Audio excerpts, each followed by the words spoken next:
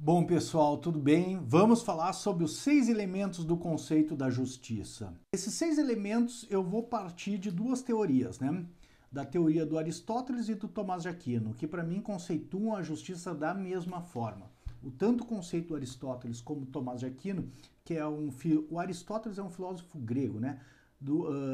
Ele é do século III, IV antes de Cristo. E o Tomás de Aquino é um filósofo cristão da Idade Média do século XIII depois de Cristo. E o Tomás de Aquino ele reinseriu o Aristóteles no conceito da filosofia e que o Aristóteles havia ficado esquecido aí durante uma grande parte da Idade Média. O que vigorou foi a influência do Platão através de Santo Agostinho. E o Aristóteles, ele no século XIII, ele ressurgiu e um dos grandes difusores da sua redescoberta enquanto filosofia foi o Tomás de Aquino. E o Tomás de Aquino ele fez um negócio interessante, que foi pegar um conceito de ulpiano, que é um conceito do direito romano. O ulpiano era um jurisconsulto, tá, do direito romano, que conceituou a justiça. E o Tomás de Aquino pegou o conceito do ulpiano e adaptou usando as estruturas e o ferramental assim do conceito aristotélico. Então, na verdade, nesse trabalho aqui eu tento mostrar que o conceito de Tomás de Aquino é o mesmo conceito aristotélico, tem o mesmo número de elementos, e apresentar para vocês o que seja a justiça. Por isso eu chamo esse trabalho de Os 6 Elementos do Conceito de Justiça. Tá? Dividi essa apresentação, primeiro, na sua introdução aqui, que eu vou retomar alguns pontos que a gente viu em outras apresentações, que já estão disponíveis lá no YouTube para vocês. Os conceitos de Aristóteles e Tomás de Aquino, que eu vou apresentar para vocês e mostrar quais são os conceitos e quais os elementos desse conceito e como eu considero que esses conceitos sejam de fato muito próximos, né? Tem o mesmo número de elementos. Os 6 elementos do conceito de justiça, estudo dos elementos essenciais da justiça e vou propor uma questão de reflexão para vocês, tá? Uma questão para vocês refletirem, tá? Então, quanto à introdução, eu queria pontuar algumas coisas que eu já venho falando para vocês e já consta lá no YouTube mesmo. Eu tenho um vídeo que é a justiça política, que é sobre John Rawls em 2 minutos de filosofia, mas tem um vídeo também que fala sobre os 6 elementos do conceito de justiça em 2 minutos de filosofia, também lá no canal do YouTube, né, no canal Leandro Cordioli. E falo sobre personalismo ético e institucionalismo político. É outro vídeo dos 2 minutos de filosofia. Esses 3 vídeos podem interessar se você for, né, se preparar para estudar para essa disciplina, nessa matéria aqui, que é o conceito de justiça, né? Porque, que nem eu já falei para vocês, a justiça ela pode ser vista tanto como uma virtude ética dita do caráter das pessoas, e eu coloco aqui como exemplo de filósofos ou teóricos que entendem a justiça como uma virtude ética, o Aristóteles, o Tomás de Aquino, nos dias de hoje, John Finnes, e eu mesmo considero que assim, ou seja, como este texto que eu passei para vocês lerem, que se chama A Virtude da Justiça. A ideia não é apenas um conceito teórico de justiça, mas é aplicar esse conceito de justiça ético para resolver problemas, no caso deste texto, de jurisdição, ou seja, de julgamento de processos, a fim de contribuir com assim, a tarefa do Poder Judiciário de distribuir justiça, apontando para esse processo de judicação, de julgamento, qual a necessidade de virtudes éticas e como essas condições éticas propiciam que o juiz possa julgar com justiça um processo, né? Que eu pergunto, né? Será que a gente consegue que o juiz julgue justamente um processo se nós tivermos leis justas e uma constituição justa, mas se a gente quiser que ele julgue independente do caráter dele, ou colocando de outra forma, né? Será que mesmo de posse de uma constituição justa e de leis justas, o julgamento de um juiz depende do caráter dele? Não é suficiente leis justas nem uma constituição justa. O caráter das pessoas vai influenciar no julgamento que que eles vão fazer, né, de um processo. Mesmo sendo ele um juiz concursado, estudado, se ele tiver um caráter desviado, ele pode desviar o seu julgamento, tá? Então, essa é uma teoria ética da justiça. E como eu disse para vocês, tem uma outra versão da teoria da justiça, mais recente, que é uma versão liberal, que é aquela que é representada, assim, eminentemente. Tem outros autores que têm mais o grau disso ou menos grau disso, tá? Um grande movimento nesse sentido, a meu juízo, quem fez na história da filosofia foi o Kant. Mas isso é fruto do liberalismo e, fundamentalmente, assim, um autor que marca essa passagem para uma teoria política e institucional da justiça, como eu já citei para vocês, foi o John Rawls, que escreveu o livro Uma Teoria da Justiça, em que ele define a justiça como virtude de instituição, não como uma virtude das pessoas, tá? Então, uma das coisas que eu gostaria que vocês pensassem aqui, como eu vou tratar do conceito da justiça e separar ele em 6 elementos, se de fato, né, um juiz que for... O caráter de um juiz, será que interfere no julgamento dele? Ou será que apenas a lei é capaz de garantir que ele vai julgar justamente? Eu vou formular assim em termos de enunciado, né, que fica bem claro. Será que o caráter do juiz interfere no julgamento de um processo e na distribuição da justiça e na sua tarefa de distribuir justiça? Bom, se vocês concordam comigo, com Aristóteles, Tomás de Aquino e outros tantos filósofos, né, de que o caráter vai influenciar no julgamento, a lei é uma medida segura de justiça. Contudo, se a pessoa não tiver nenhum apego à justiça, nós não temos garantia de que ela vá aplicar a lei, né? A melhor aplicação da lei vai se dar quando a pessoa tem um caráter reto. Talvez valha a pena esclarecer a minha tese, que é: instituições justas, isto é, a Constituição, leis e um conjunto de direitos justos, são condições necessárias para a distribuição da justiça numa sociedade política. Contudo, não são condição suficiente. É necessário que a gente pese também o caráter da pessoa, no caso dos magistrados, dos oficiais que vão operacionalizar essas ações de justiça, como a gente está falando aqui no Poder Judiciário, no julgamento dos processos, né?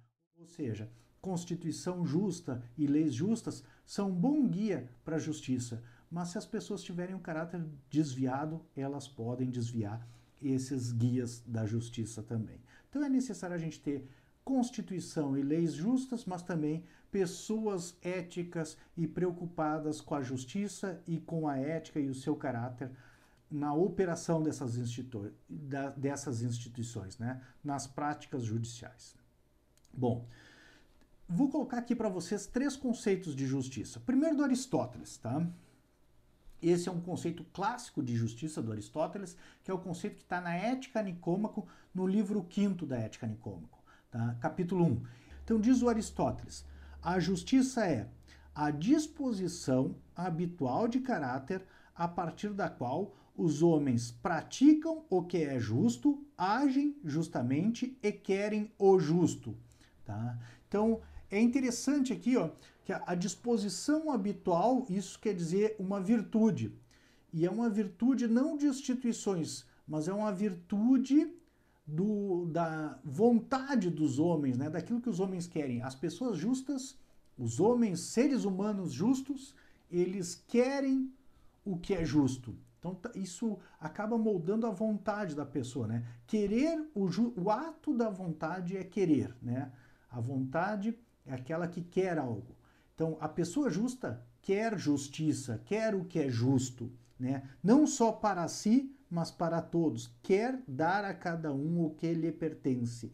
Não quer tomar o que é do outro. Essa é a pessoa justa, né? E ela não só quer, como ela age e pratica o que é justo também, tá? Então, a virtude da justiça vai moldar tanto a vontade dela quanto as escolhas que ela faz, tá? Um segundo conceito que o Aristóteles dá para nós a respeito da justiça está na sua retórica.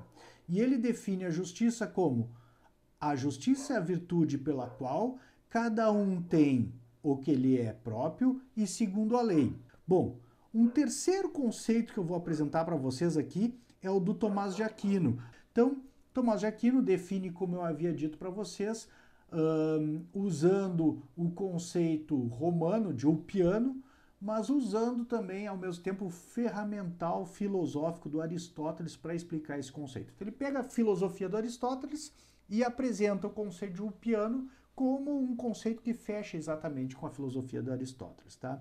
E para Tomás de Aquino, a justiça é a vontade constante e perpétua de dar a cada um o seu direito, tá? A palavra em latim aqui é ius. Então, se eu dividir aqui, vou listar para vocês os 6 elementos da justiça para facilitar a vida de vocês, mas o primeiro deles, então, é a vontade, que não é irracional. No caso, a gente está falando aqui de uma vontade racional, tá? Ou seja, querer aquilo que é verdadeiramente razoável, não qualquer coisa. Por exemplo, um usuário de crack, ele pode querer algo que é usar o crack, usar uma droga, que pode fazer mal para ele. Aparentemente, pode parecer para ele um bem, porque proporciona prazer, mas verdadeiramente é um mal para ele, porque escraviza e prejudica a saúde dele. Então é um bem aparente, porque parece um bem, mas não é um bem verdadeiro. Não está fazendo um bem para ele, está fazendo mal. Vai destruir a saúde dele, vai destruir a família dele, vai destruir o emprego dele, vai destruir a vida dele, vai levar ele à morte, se levados às últimas consequências, né? Então o crack é um mal. Então é a vontade, né? Segundo elemento, o hábito, que se dá através da constância e perpetuidade. O terceiro elemento é o agir. O agir aqui a gente está se referindo ao pagar algo, por exemplo, mas também age segundo a justiça aquele que não mata outrem, né? Então o agir e o não agir, na verdade. O agir aqui é o agir ou omitir-se, né? Tanto age justamente aquele que paga o que deve, como age justamente aquele que não mata outra pessoa, não comete um crime de homicídio. Então o agir aqui é uma ação ou omissão. A intersubjetividade, tá? Que é o quarto elemento e diz respeito àquela parte do conceito de Tomás de Aquino que diz a cada um. O quinto, o débito, ou seja, o que é devido, né? Quem faz o que é justiça, de justiça não faz um favor, faz uma obrigação, dá o que é dele para ele, né? Dá o seu. E o sexto elemento, o justo.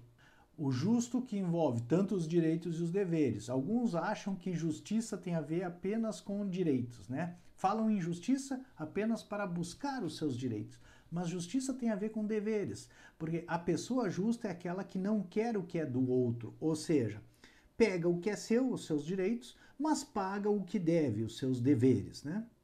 Então são esses os 6 elementos, tá?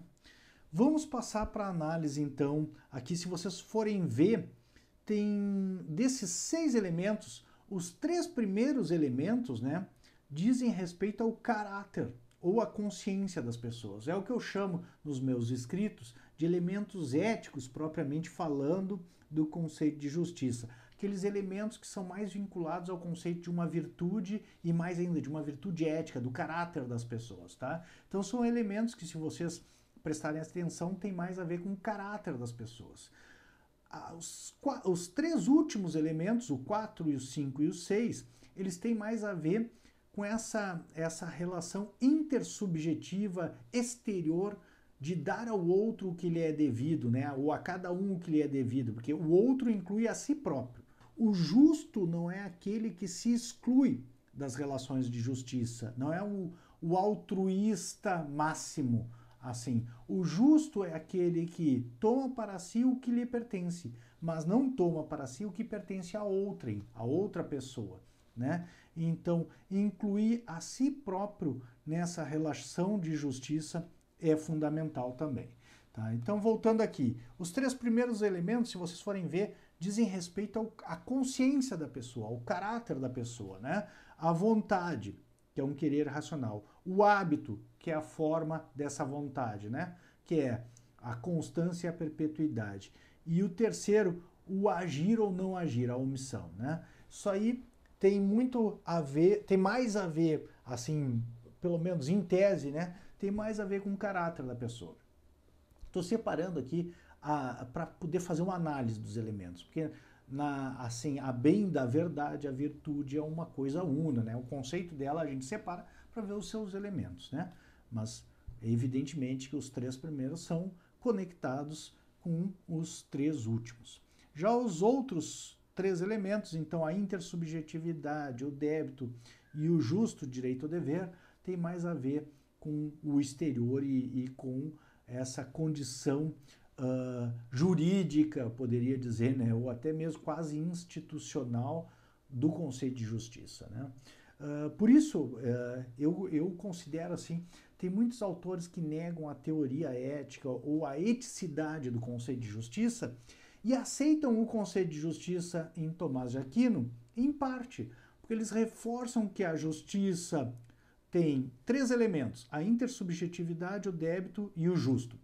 E negam, ou pelo menos negaram, ou pelo menos não estudaram a fundo, esses 3 primeiros elementos do conceito de justiça, que é a vontade, o hábito e o agir.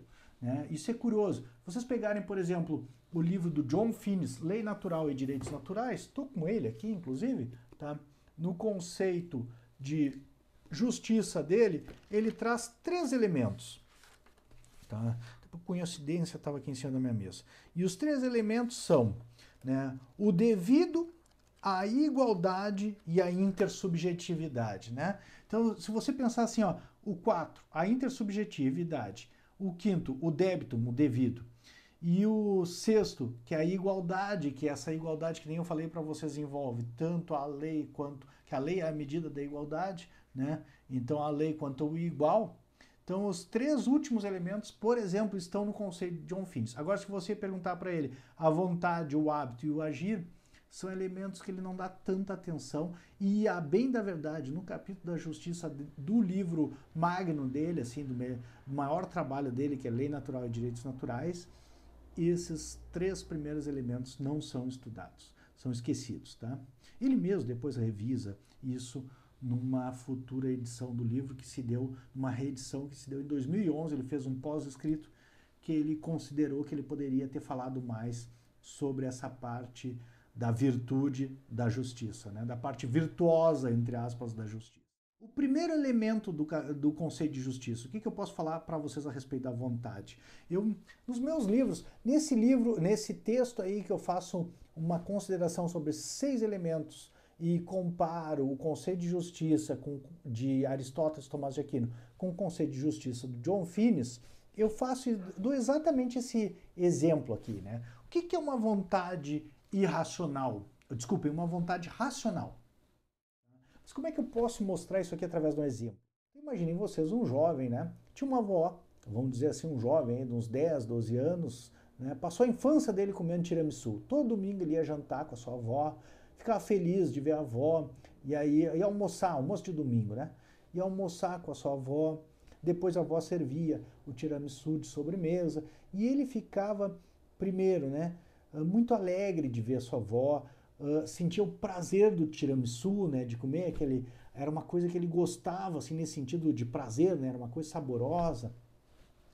Ele nutria aquele amor pela sua avó, aquela afeição pela sua avó, né, e passados os anos, né, esse jovem ficou aí adolescente, só que a avó dele desenvolveu um problema e veio a falecer de diabetes, né, e tinha excesso de açúcar, e veio a falecer aí por complicações da diabetes, né? E aí, passados muitos anos, o jovem tem 80 anos, reencontra lá, vai viajar para a Itália, né? E reencontra seus parentes italianos, conhece lá uma parente um pouco distante, mas parente sanguínea dele, que tem a mesma receita, inclusive, dessa sobremesa, que é o tiramisu, mesma receita que a avó fazia, ela é inclusive parecida com a avó. E aí é convidado para fazer um almoço de sábado lá na casa dessa parente dele. E diante da sobremesa que é servida, ele tem o seguinte dilema, né? Ele fica muito feliz, muito alegre, melhor dizendo, né, de rever uma pessoa que traz tanta lembrança para ele desses tempos de infância, que já haviam passado muitos anos. Ele gostaria de sentir o prazer, num sentido de gostar aqui, ele fica inclinado, tem um apetite a provar aquele doce que fazia muitos anos que ele não comia, né? Faziam muitas décadas que ele não comia, e que trariam uma lembrança para ele, que seria da avó dele, e ao mesmo tempo seria uma forma de reviver aquele amor que ele sentia desde a infância lá da sua avó e matar a saudade dela, né? Provando aquela sobremesa que por tantos anos ele comeu. Só que tem um problema, agora ele também tem diabetes. Será que ele deveria comer ou não deveria comer esse doce? O que é inteligente fazer nessa situação? Pensem vocês e me respondam depois, ou respondam no caso, né, de quem estiver assistindo depois o vídeo, né, responda aqui nos comentários. Você comeria ou não comeria o doce nessa situação?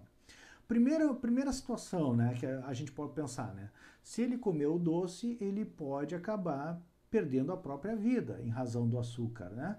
Então, ele consegue entender que isso geraria alegria, isso traria de volta aquele amor, isso geraria prazer do doce, né?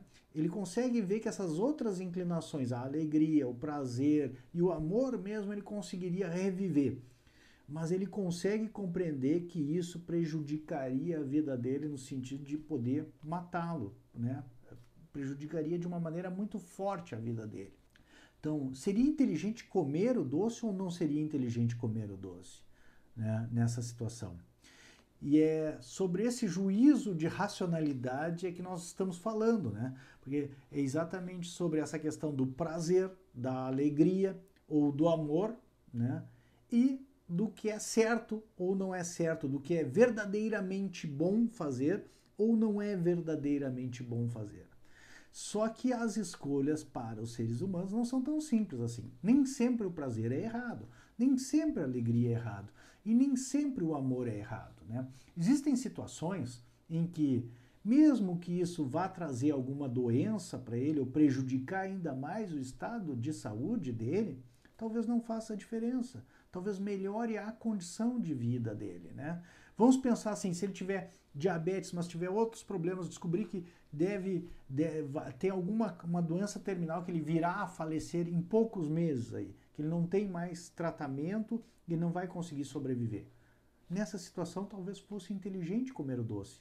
Talvez fosse de fato o doce, em que pese prejudicar a diabetes dele, poderia trazer outros alentos que seriam inteligentes, né? Existem nem sempre uma regra em que a gente vai buscar preservar a saúde ao inteligente. Se a finalidade de um navio fosse preservar a sua própria existência, um capitão nunca deveria tirá-lo do cais, né? Do atracadouro, né? O melhor lugar para ele ficar seria no porto. Mas um navio que não navega não é um navio, né? Nunca vai se realizar. Então, em algumas situações é necessário navegar, né? Mas é a mesma situação também. Em algumas situações é melhor para o bem do navio que ele fique no porto, porque há uma tempestade, há uma tormenta, alguma coisa que pode de fato prejudicar a existência. Mas em outras situações, talvez ele tenha inclusive que enfrentar a tempestade. Esses juízos dependem da inteligência, né? A gente aqui não está propondo, nem eu, nem o Tomás de Aquino, nem o Aristóteles, que o prazer e a dor são bens ou são maus, né? São bens em si próprio ou maus em si próprio, nem que a alegria e a tristeza são coisas boas ou más, nem que o amor e o ódio são coisas boas ou más, mas na verdade o que é o bem para o ser humano é a medida apropriada do prazer e da dor, da alegria e da tristeza e do amor e do ódio, inclusive, né? A medida apropriada. A questão é que o prazer e a dor não podem ser a medida do que é certo e errado, mas o certo e errado é que devem ditar a medida dos prazeres e das dores apropriadas. Então, é inteligente eu encarar esta dor, né? E mesmo a alegria e a tristeza, eu digo muito nas minhas aulas presenciais, né?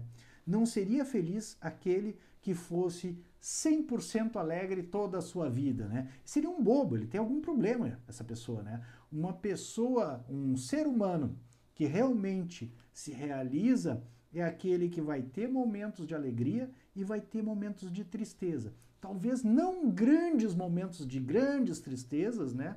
Nem uma grande tristeza que realmente o abale, mas é uma pessoa que vai ter, faz parte da tragédia da vida humana, ou da comédia da vida humana, né? Faz parte da narrativa da vida dos seres humanos, passar por alegrias e passar por tristezas. E as duas coisas serão melhor enfrentadas, né, se você possui virtudes, é o que diz o Aristóteles, né? Isso torna a virtude, torna você apto a melhor enfrentar uma grande alegria e uma grande tristeza também, né? Sem virtude, né, tudo isso pode desviar você do seu caminho, né? Então, da mesma forma na justiça, não é que o sentimento que a gente tem em relação às coisas e o seu pertencimento a este ou aquele, a minha ou a ti, ou seja, aquilo que mal traduzido, a pleonexia em grego, mas mal traduzido por português seria ganância, já tem um caráter ético equivocado aqui, né? Mas aquilo de querer as coisas, né? Esse sentimento de propriedade do que é meu e do que é teu, em si próprio, ele não é mal por si próprio, assim como o prazer e a dor, né? Mas na medida do apropriado, no que é justo, ele é algo bom. Agora, se você quer o que é do outro, aí é algo mal, é algo ruim, é um vício, né? A virtude está de um lado como algo bom, uma qualidade boa de caráter. E um hábito, inclusive, a gente já está vendo a expressão hábito aqui, então é um hábito bom de caráter. E o vício é um hábito mau, é um hábito ruim de caráter, né? O que é o oposto à virtude é o vício, tá?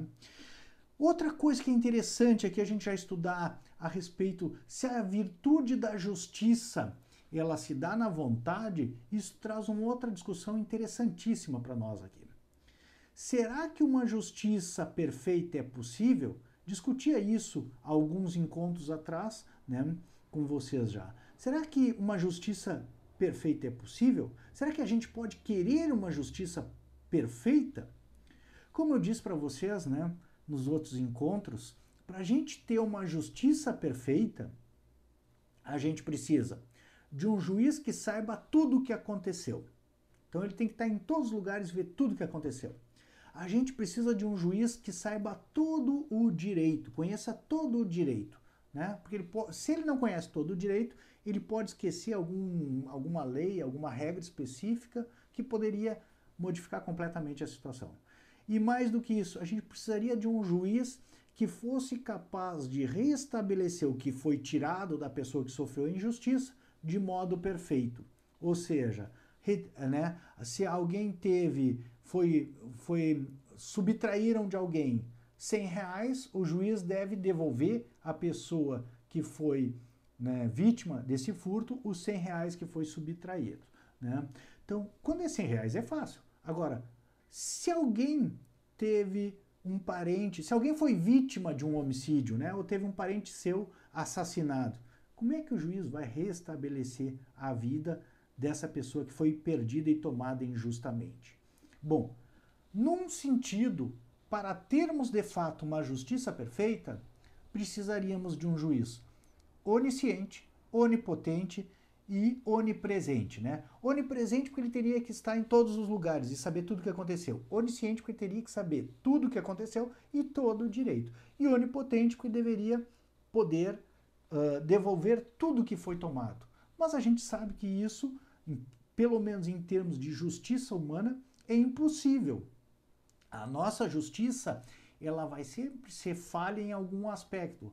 Quando a gente ingressar com um processo judicial, a gente nunca vai conseguir obter uma justiça perfeita. Ainda que a gente esteja cobrando um cheque, eu que advoguei por muitos anos, de 94 a 2011, sei que mesmo quando a gente consegue cobrar o cheque judicialmente, a gente gastou tempo, a gente gastou uma expectativa talvez de ganhar, talvez de perder, um risco, a gente gastou custas judiciais, a gente teve que falar com um advogado, ou seja, mesmo se o advogado conseguiu ganhar e receber o que era devido, ainda assim foi muito custoso para a parte, né?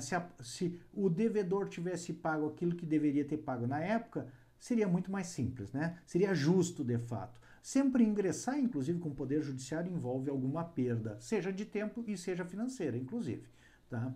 Então, e algum risco também. Então, seria muito melhor ter recebido como combinado, né? Não ingressar na justiça para receber, né? Isso seria o justo, mais perto do perfeito, né? Sem falar nesses casos do homicídio que eu falei, né? Ou seja, o que a gente vai conseguir numa justiça não é uma justiça perfeita, né? O que a gente consegue na justiça humana é uma justiça, não a justiça perfeita, mas o máximo que a gente consegue é uma justiça realizável, né? E essa não é perfeita. Ainda assim, não deveríamos abrir mão dela, né? A gente deveria buscar, por aproximação, a melhor justiça possível. E a outra coisa que é interessante aqui notar nessa doutrina aristotélica da justiça enquanto uma virtude, enquanto vinculada à nossa vontade racional, é que a vontade pode ser do impossível. A gente pode querer coisas impossíveis, né? A gente pode querer que o nosso time ganhe um campeonato e ele já foi desclassificado, por exemplo, né? A gente pode querer que a quarentena termine hoje e retornemos às aulas presenciais, né? Mas por enquanto isso não é possível. E é racional querer o impossível. O que não é racional, diz o Aristóteles, é escolher o impossível, né? Você pode querer o impossível, mas deve escolher o que é praticável. E em relação ao impossível tem mais duas coisas interessantes também.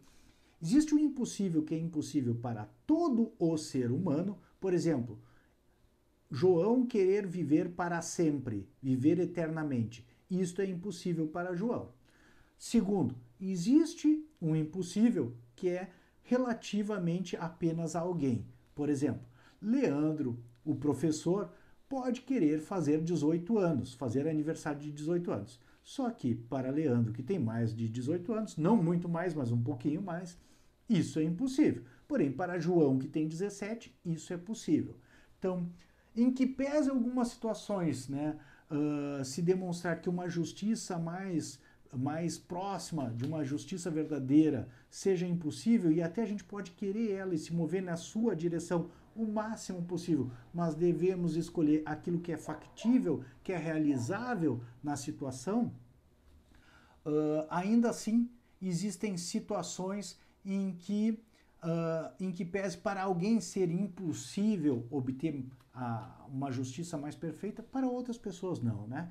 E isso nos move a não abandonar a justiça, porque uma justiça perfeita não vamos obter, né? Mas nos conformarmos à nossa condição humana em que a gente deve buscar se aproximar de uma justiça mais perfeita, mas que vamos ter que aprender a conviver sempre com algum grau de injustiça, tá? Então, isso é interessante ainda no que diz respeito à vontade. O segundo elemento é o hábito, né? E o hábito, que nem o Tomás de Aquino diz aqui, diz respeito à constância e à perpetuidade, né?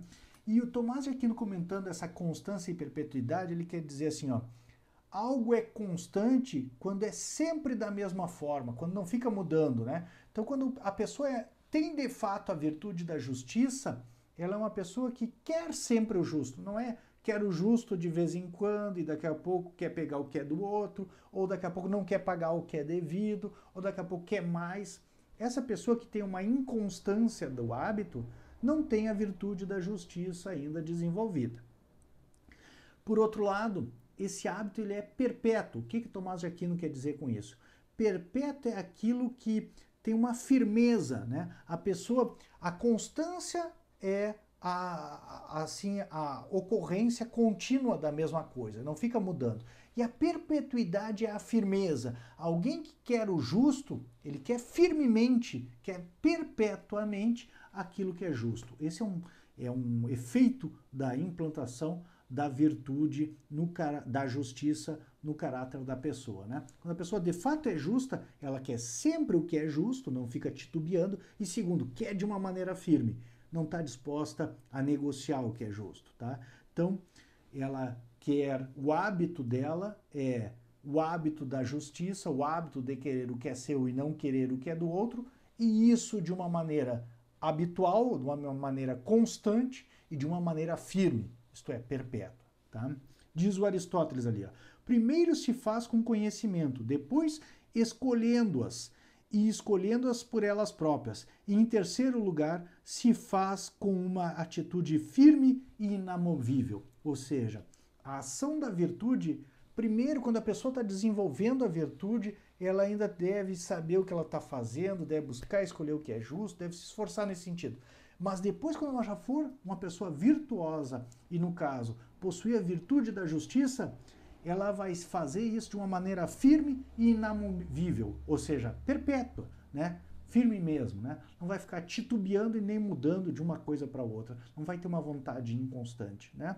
Vai ter uma vontade dirigida para a justiça e maneira perpétua. Aliás, vocês devem se lembrar de dois diálogos platônicos que a gente leu 3, né? Eutífron, Críton e Apologia de Sócrates, mas especificamente essa questão da constância e da perpetuidade, da firmeza, é de certa forma o que é tratado tanto na Apologia de Sócrates quanto no Críton, né?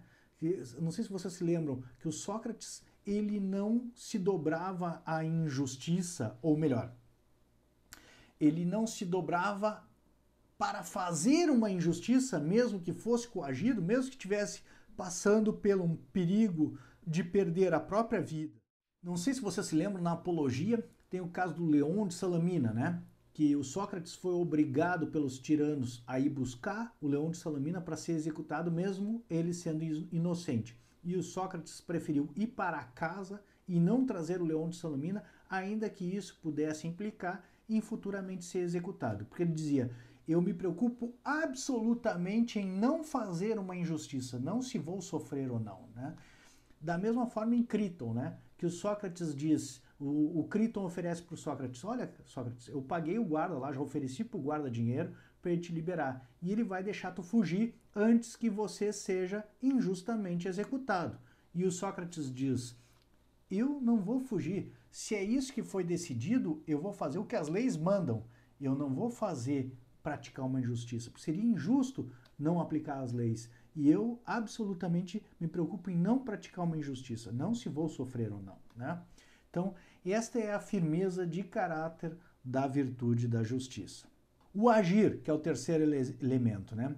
O agir, ele tem uma questão bem interessante. Ele é causa e efeito do hábito. Como é que a gente desenvolve um hábito? Né?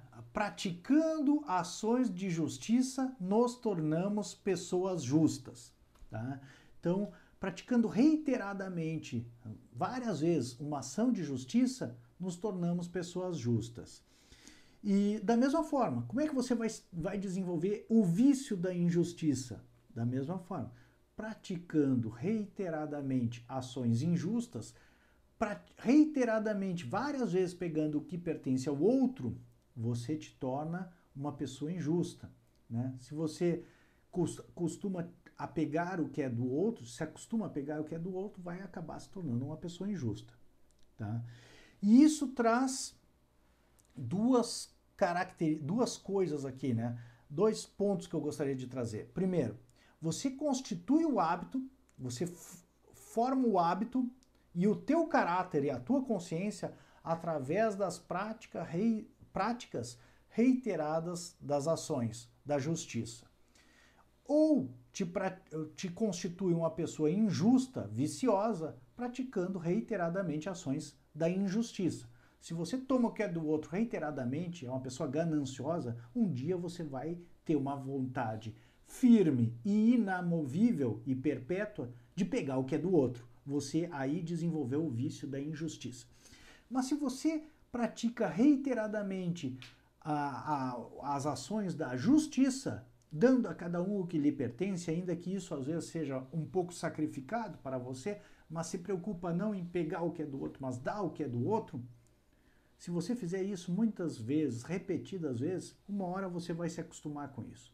E uma hora você vai formar sua consciência com a virtude da justiça. E aí você vai ter uma vontade constante e perpétua, um hábito, uma virtude, de dar a cada um o que lhe pertence. Neste caso, então, a virtude da justiça. Tá? Tem uma passagem aqui que eu tirei de um filme, eu já tive várias fontes para essa passagem. Confesso para vocês que hoje ainda, antes dessa aula, fui tentar ver se eu conseguia checar a fonte. Me disseram que é de uma parte da Bíblia, me disseram que é dos Provérbios, me disseram que é do Mahatma Gandhi, me disseram que é de várias fontes, tá? Mas o lugar que eu tirei, que eu vi isso aqui, que representa muito essa questão do hábito e da formação da consciência e desse resultado de escolhendo formar-se a nossa consciência e formar quem a gente é, essa passagem aqui eu tirei de um filme. Então é uma passagem que simboliza bem essa forma de constituir a consciência aquilo que tu é. Tá? Diz o seguinte: cuidado com o que pensas, pois serão tuas futuras palavras. Cuidado com as tuas palavras, pois serão as tuas ações. Cuidado com as tuas ações, pois poderão se tornar teus hábitos. Cuidado com os teus hábitos, pois eles se tornarão o teu caráter. Cuidado com o teu caráter, pois ele é quem você é. E é exatamente isso, né? Na verdade, aquilo que a gente vai pensando acaba virando as nossas palavras, e se a gente ainda se envolve com essas palavras e realmente toma elas como um motivo de ação, vira as nossas ações, né? E aí, das nossas ações, a gente começa a fazer aquilo que a gente fala, acaba virando os nossos hábitos, e chega um dia que isso vira aquilo que a gente é. Forma a nossa consciência, se foram palavras boas, pensamentos bons e escolhas boas e mais, né? A escolha joga um papel aqui, né? Porque muitas vezes a gente pode ter alguns pensamentos que não são bons, mas a gente não escolhe fazê-los, né? A escolha o escolher faz com que, né? É a proereses em grego, tá? Escolher faz com que a gente acabe moldando o nosso caráter, né? Então, por mais que muitas vezes pensemos todos nós em bobagens, nem todos nós escolhemos bobagem. E a boa notícia é que se vocês começar a pensar nas coisas boas, de fato, eticamente boas, né, verdadeiramente boas, e escolhê-las, ainda que pense de vez em quando em bobagens, vai chegar uma hora que a tua vontade vai estar conformada com a tua escolha, né? Tu vai querer as coisas justas e escolher as coisas justas. Vai te alegrar com isso, vai ficar feliz com isso, realizado com isso e vai admirar as coisas justas, né? Por isso, olha só que interessante, que o bem, que é o objeto da ética, né, ele tem uma vinculação com o belo, que é o objeto da estética, né? Assim como há juízos a respeito do que é o bem e do que é o mal, há juízos a respeito do que é o belo e o que é o feio. Para os gregos, inclusive, o bem e o belo se juntavam, e aqui aparece bem aonde há essa conexão, né? Quando em algumas ações, essas ações humanas elas eram tão elevadas, tão nobres, que elas tinham a característica de ser boas e belas, né?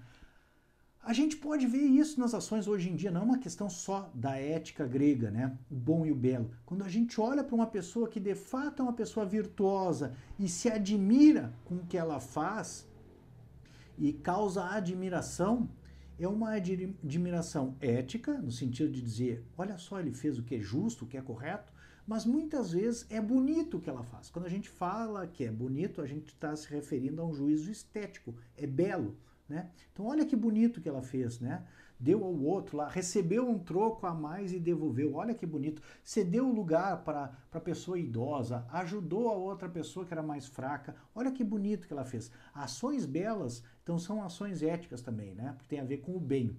Mas aqui o bem se aproxima do belo.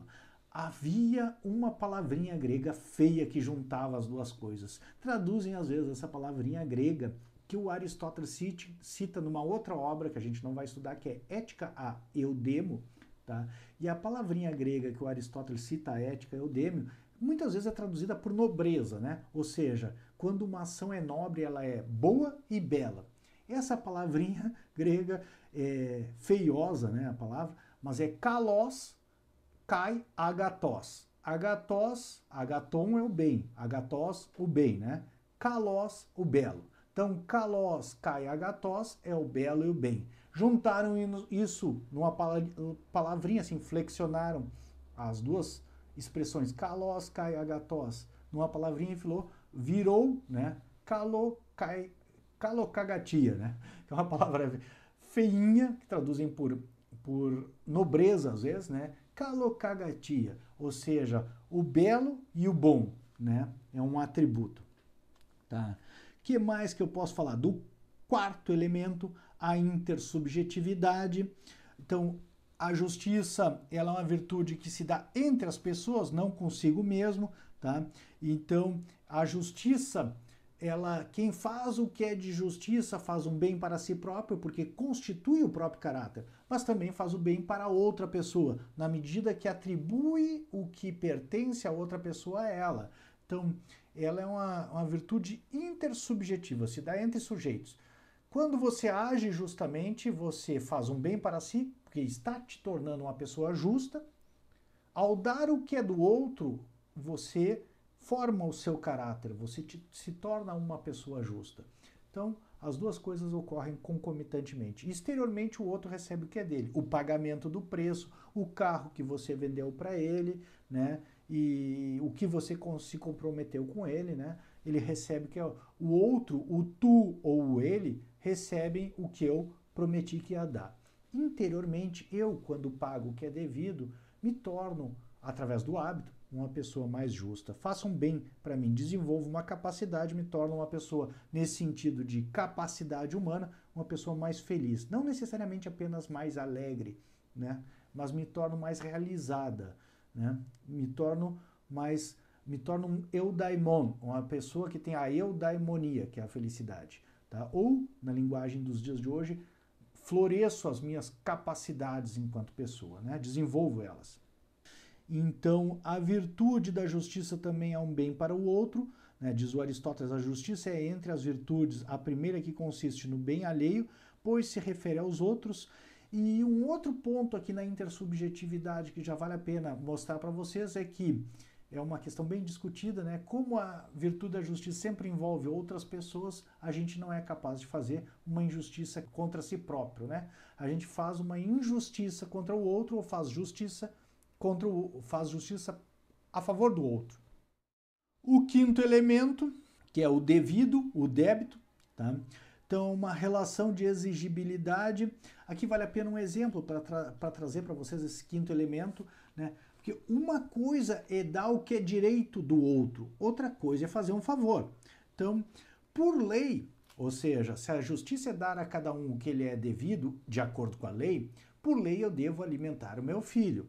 Então, eu não faço nenhum favor ao alimentar o meu filho. Eu estou dando a ele o que é devido, por lei. Então, estou fazendo um ato de justiça, não um ato de caridade, nem um ato excepcional. Estou fazendo o que é de justiça, dando o direito dele. Por outro lado, eu posso encontrar uma criança faminta que não é meu filho, não é nenhum parente, é um estranho, e eu posso me comover com essa situação e posso ou ter empatia com essa criança, e aí eu posso agir no sentido de, apesar de não ser uma obrigação jurídica minha alimentar o filho dos outros, posso alimentá-la também, dar alimentos para ela, né, dar um dinheiro para ela comprar algum alimento, eu posso de fato fazer uma doação de algum alimento para ela. Nesse caso, eu estou fazendo não aquilo que a lei me manda, mas algo que ultrapassa a lei. E é por isso até melhor que a justiça, né? Estou fazendo uma ação, se a gente tomar a justiça nesse sentido estrito, que é dar a cada um que é seu direito, se eu alimento o filho de um estranho, não é necessariamente um direito jurídico dessa pessoa exigir de mim alimentos, nesse caso específico, né? Eu estou fazendo algo que ultrapassa a justiça. Isso mostra uma coisa, né? Que a justiça é uma coisa boa, mas existem coisas melhores que a justiça. A caridade, o perdão e outras tantas coisas são melhores que a justiça, né? Perdoar. A justiça é uma coisa humana, o perdão é uma coisa divina, né? Dar o que pertence ao outro é uma coisa humana, né? Dar ao outro, mesmo que não lhe pertence, é divino. Com divino aqui eu não estou me referindo diretamente aos deuses ou a Deus, eu estou me referindo a algo que ultrapassa essa dimensão da justiça, no caso em termos éticos. É uma perfeição mais excelsa, mais excelente. É isso que eu quero dizer. Isso mostra muito bem essa questão, né, de quem faz o que é justiça, faz o que é devido, dá o direito da outra pessoa, não ultrapassa o direito, né? Existe uma coisa melhor, né? Por exemplo, a caridade e o perdão são melhores que o direito, né? Que a justiça nesse sentido. Mas ao mesmo tempo, quem faz o que é justiça faz o mínimo, tá? O sexto e último elemento é o justo, tá? Que é o objeto da justiça. Quem faz o que é de justiça dá o que pertence ao outro, o justo, né? O seu. O justo se dá em ter e atribuir o que é próprio e o injusto pegar o que é alheio, tá? Então, justo o que é meu e teu ou dele, segundo a lei, e injusto o alheio, tá? O próprio se diz em uma relação, né, em razão da lei, que nem eu vinha falando para vocês, e se dá numa igualdade proporcional, seja nas distribuições, seja em trocas, tá? Isso vai ser objeto de outro vídeo mais adiante, de outra aula.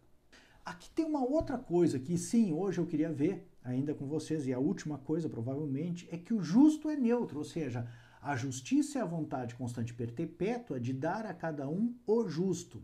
Isso é bem interessante, porque a gente traduz na nossa linguagem nos dias de hoje o seu direito, tá?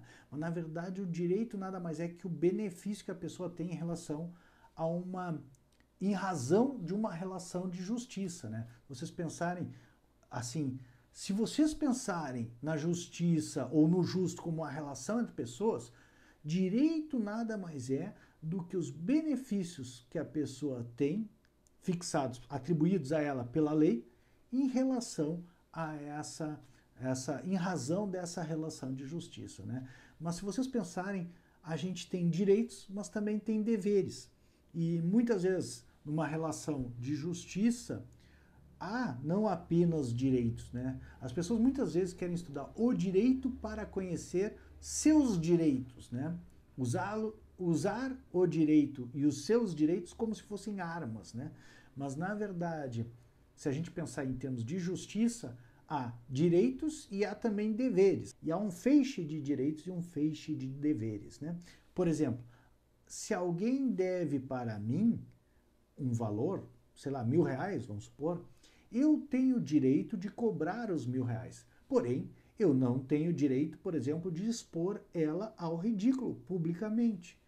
Então, na verdade, são feixes, podia dizer assim, conjuntos de direitos e deveres de um lado e conjuntos de direitos e deveres do outro, tá? E isso é o justo. Por final, se vocês quiserem dar uma pensada e debaterem comigo, né, gostaria que vocês refletissem a respeito do conceito de justiça que eu apresentei para vocês, né? Esse é um conceito de justiça romano, é um conceito de justiça tomista, é um conceito de justiça que, como eu mostrei para vocês, acho que era aristotélico também, é o conceito de justiça que John Finnes aceita, é o conceito de justiça que eu proponho como conceito de justiça, porém, por exemplo, John Rawls não entende que esse seja o conceito de justiça. A vontade constante e perpétua de dar a cada um o seu direito é um bom conceito de justiça? Será que o conceito de justiça de Rawls, que diz que a justiça é a principal virtude das instituições sociais, é um conceito melhor? Será que falta algum elemento, pensando ainda nesse conceito de justiça como um conceito ético, de fato, de justiça, e pensando que há necessidade de um conceito ético de justiça para que a gente possa ter justiça em sociedade, será que falta algum elemento nesse conceito de justiça? Qual elemento e por que que falta? E com isso, eu agradeço a vocês e me despeço, né? Abrindo a possibilidade de vocês fazerem considerações. Bom, muito obrigado por me acompanharem nesse vídeo que se estendeu mais do que eu imaginava. Muito obrigado, então.